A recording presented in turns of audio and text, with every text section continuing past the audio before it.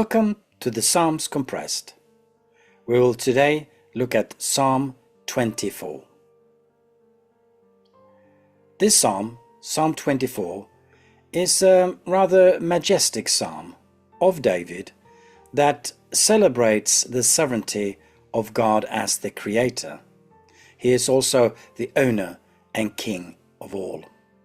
And it invites us to reflect on God's authority over the earth and our response to His glory. So let's explore three key themes that we find in this psalm. First, God's ownership, then our worship, and then the arrival of the King of glory. So verses 1 and 2, it says, "The earth is the Lord's and all that is in it, the world and those who live in it. For He has founded it on the seas and established it on the rivers." So David, he begins by declaring that everything belongs to God. He is the creator and the sustainer of all things. And this truth challenges us all to remember that our possessions, everything that we own, our abilities and even our own lives, they are not really our own.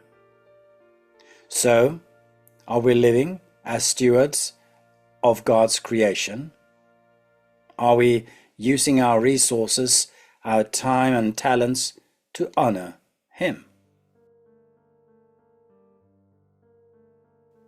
We continue to read through verses 3 to 6. "Who shall ascend the hill of the Lord, and who shall stand in His holy place? Those who have clean hands and pure hearts, who do not lift up their souls to what is false, and do not swear deceitfully. They will receive blessings from the Lord, and vindication from the God of their salvation. Such is the company of those who seek Him, who seek the face of the God of Jacob." So here, David reminds us that approaching God requires a purity of heart and integrity of life. Our clean hands reflects righteous actions, and our pure heart reveals our inner devotion to God. This calls for a self-examination. So, are we seeking God's presence with sincerity and humility? Are there probably idols in our lives that hinder our relationship with Him? The hill here of the Lord, to which verse 3 refers to, is Mount Zion, on which Jerusalem's temples stand. It is a holy place, and for the Jews back then, that was the place where God dwells. So in a sense, that makes it dangerous for people that are not that holy. So according to verse 4, only holy people may approach this hill.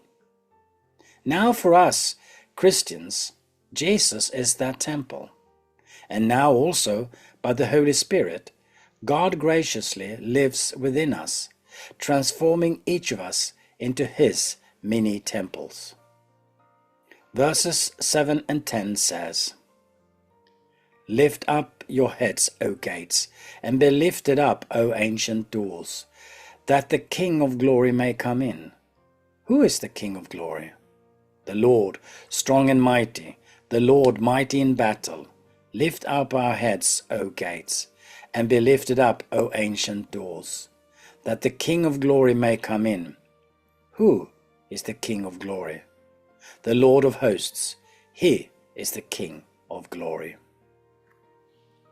This passage points to Jesus Christ, the ultimate King of glory, and it paints a picture of a victorious God entering a rightful place as King. Through His life, death, and resurrection, Jesus defeated sin and death, securing eternal victory for His people. So, have we opened up our hearts to the King of glory? Are we living in anticipation of his return, proclaiming his victory and glory to the entire world? Psalm 24 invites us to marvel at the greatness of God, to live in holiness, and welcome the reign of the King of Glory into our own lives. And as we reflect on this psalm, let's renew our commitment to worship, to serve and to honor the one whom the whole earth and all its fullness belongs to.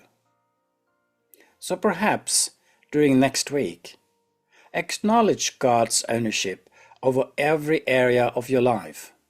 I think we all struggle with it, me included. But also examine your heart and try to remove anything that hinders your walk with him. And then, of course, joyfully, I say joyfully declare Jesus as the King of Glory in your words and also in your actions.